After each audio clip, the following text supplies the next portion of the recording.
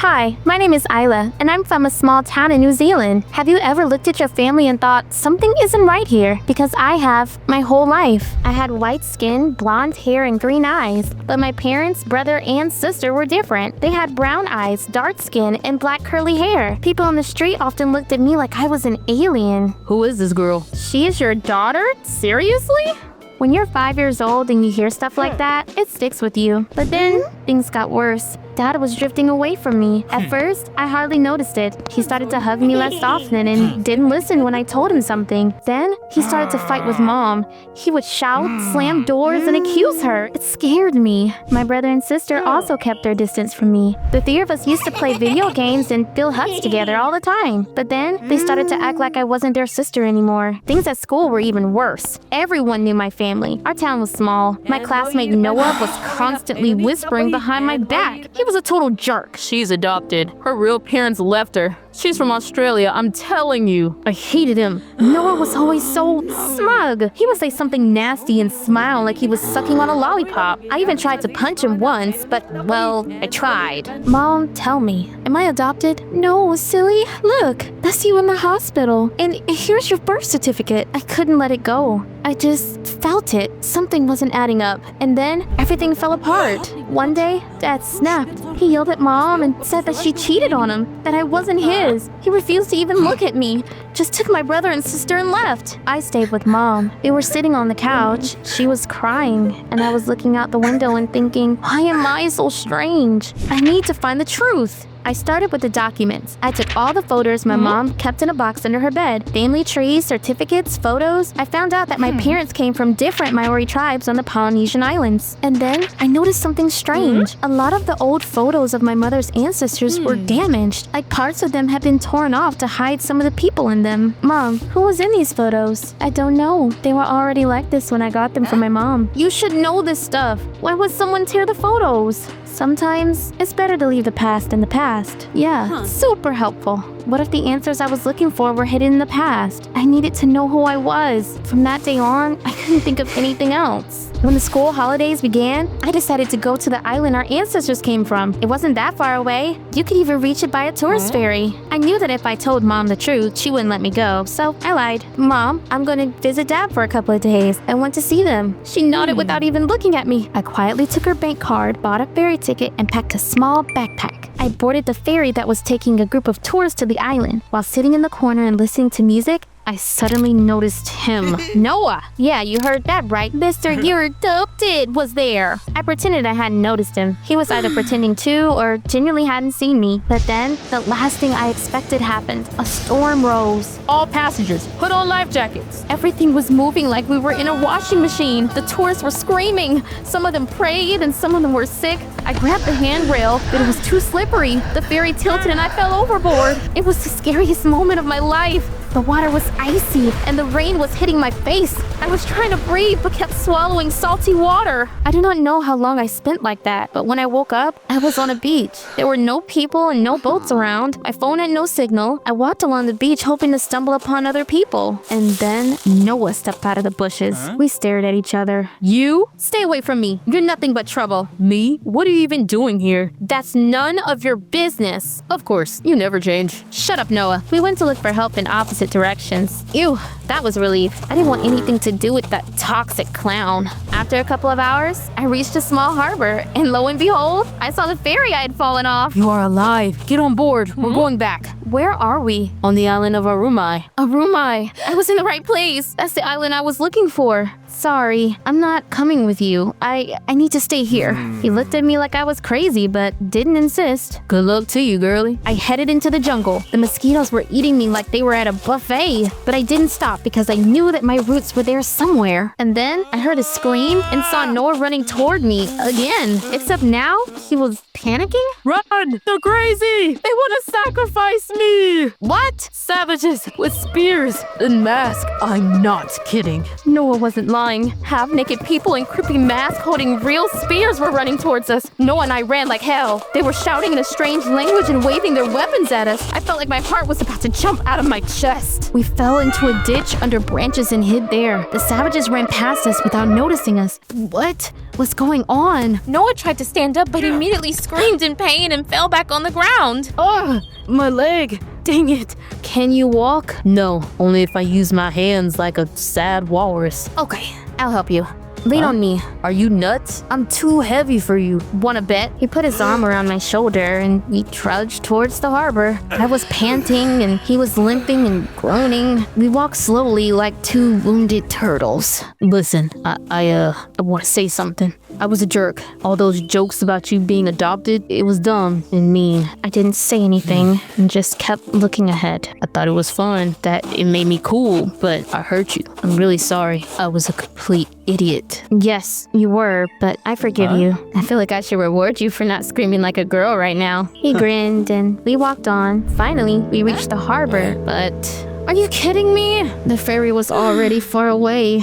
We were too late. Great. This day just keeps getting better. Okay, staying here is pointless. Let's look for the village. Maybe they have a doctor? Do you think there are any civilized people on this island? Someone almost ate us, so someone lives here for sure. Thanks. That's comforting. I found a couple of long branches, and we made Noah crutches. He looked like he stepped out of the Revenant. We went further into the jungle. I told him everything on the way, about my dad leaving, finding the torn photos, and looking for my ancestral tribe. You're really cool. Seriously, I wouldn't have been brave enough to do all that. I ride a reel each time I have a hangnail. Thanks. The next moment, those half-naked people with spears and masks jumped out of the bushes. Oh no. Again? We had nowhere to run. Hide behind me. What? I said get behind me. Noah stood in front of me and started to wave his crutches like they were sabers. Come at me if you dare. I'll show you all. I was shocked, speechless, and then...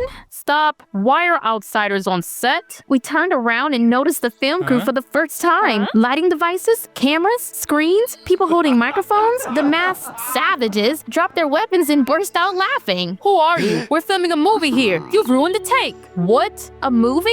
Yes, a horror movie. Cannibal Island? How did you even get here? Noah and I, interrupting each other, explained everything. We told them about the storm, falling overboard, and Noah injuring his leg. I am a doctor. Show me your leg. She examined Noah and gave him an injection. There's no fracture, but you sprained your ankle. I'll put a cast on it. You should rest and go to the hospital. The next ferry is coming tomorrow morning. We'll send you home then. Well, hero, this is where I leave you. I still need to find the tribe. No, I'm coming with you. You have one working leg. Besides, the doctor said you need rest. Well, then I'll wait for you at the cinema. Let's watch the movie together once it comes out. It's a date. I had to walk through the jungle all by myself. It was getting darker by the minute. Dark clouds rolled in, and soon it started to rain. It was a real downpour. I was soaked in seconds. Then I found a tree with wide branches and hid from the rain on its wet roots. I was shivering from the cold, and hunger was gnawing at my stomach. I felt miserable. What was I doing there anyway? Why did I get into that mess? Mom was right. The past should stay in the past. I closed my eyes. Tears mixed with raindrops as they slid down my face. But then I heard someone calling my name. Isla! Isla! Who's there? I heard the hum of an engine in the bushes, and an ATV drove out of the darkness right at me. The one driving it was... Noah? He was covered in mud and leaves, but was still smiling like a fool. What are you doing here? They wanted to send me home, but I refused. I sneaked out and stole the ATV from the crew to come for you. He pulled a thermos, sandwiches, cookies, and chocolate out of his backpack. I thought she might be hungry. We were sitting together, eating chocolate and watching water drops trickle down the branches. I felt safe. Thank you, Noah. You're welcome, Indiana Jones. As soon as the rain stopped, we were on our way again. This time, I got behind the wheel. You aren't a good driver. Feel free to walk. No way. We drove like that for a couple of hours until we ran out of gas. Well, this is where our Western ends. We'll have to walk. He leaned on me and we walked slowly, step by step. And then, rough-hewn houses appeared ahead. Amulets were hanging off tree branches and the air smelled of smoke and spices. We found them! This is the tribe! The villagers came out of the houses. They didn't seem happy to see us. Their gazes were unfriendly. One of them shouted something loudly and the rest of them came closer. back up. Don't touch her. We were slowly backing away, but then we heard a noise. A rescue helicopter landed next to us like we were in a movie. And I saw Mom and Dad? Isla. Sweetie! Mom threw her arms around me, trembling and crying. Dad hugged us both. Are you okay? We were worried out of our minds when you disappeared. I'm sorry. I had to find out the truth. It turned out that Mom had called Dad and found out that I wasn't at his place. Then she noticed that her card was missing and realized I had used it to buy a ticket to the island. They contacted the police and Noah's parents and then called the rescuers. We love you, Isla. We don't want to lose you. And then a woman from the tribe came up to me. It was an elderly woman with long gray hair. She was white. That woman looked at me for a long time. She's one of us. I can see it. Seeing her reaction, the tribesmen immediately calmed down. We were invited into the village. I'm sorry. We're just tired. Reporters come here looking for a sensation all the time. But you really are unusual. That is true. It's a genetic trait of ours. Sometimes girls in our tribe are born with white skin, like you. Please take a look. Is this your tribe in the photo? She nodded. Let me show you something. She brought us into her house, opened an old chest, and pulled photographs out of it. Those were the same photos I just showed her, except they hadn't been torn. There was a blonde girl in some of them. Is this my great-grandmother? Her name was Aru. She had white skin and blue eyes. Cameras were rare back then, but she had one. She filmed everything. Our village, how we lived. However, she always dreamed of going to a big city and becoming a real photographer. And so, she left. The woman put the photos back in the box and sighed heavily. The elders warned her. They said, "You will find yourself in a world full of people different from you. You'll be an outsider." But she didn't listen. She went to New Zealand, and there, she got a job as a photographer. And then, she met a man, her great-grandfather. They fell in love. Everything was fine at first. They got married and soon had a baby girl, your grandmother. But the girl was born with dark skin, and Aru's husband, he changed immediately. He suspected that she cheated on him. No way. He refused to listen. He shouted that she had disgraced him, and then he took the child and kicked her out. What? He even tore up all the photos of Aru to avoid remembering her. Aru was left all alone. She wanted to fight, but the lawyers were against her, so she returned to the tribe. We accepted her, and she stayed with us until the very end of her life. I was looking at the photo in my hands, and tears were streaming down my face. That's why all the pictures had been torn. That's why I didn't look like my parents. That's why Dad doubted Mom. As we walked to the helicopter, Dad took Mom's hand into his. I'm sorry I didn't trust you. I doubted you. All that matters is you know everything now, and we're together again. When we got home, my brother and sister immediately ran up to me. Isla, we thought you were Ian. We all laughed and hugged. You saved our family, Isla. Thank you. Later, reporters came to interview us. Everything changed after that. This teenager found her roots on a lost island. Things at school changed too. Everyone used to throw dirty looks at me, but now I only caught admiring glances. Is it true that you lived alone in the jungle and befriended some savages? Well, yeah.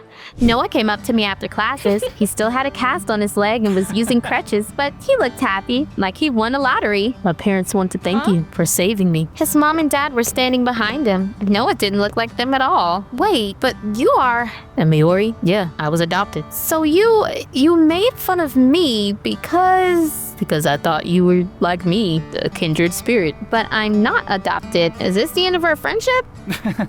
Of course not. Let's go on a new adventure as soon as they remove my cast. Deal. I'll drive. We're doomed. We laughed, and I realized that I wasn't weird, and I wasn't an outsider. I was just me, and that was enough.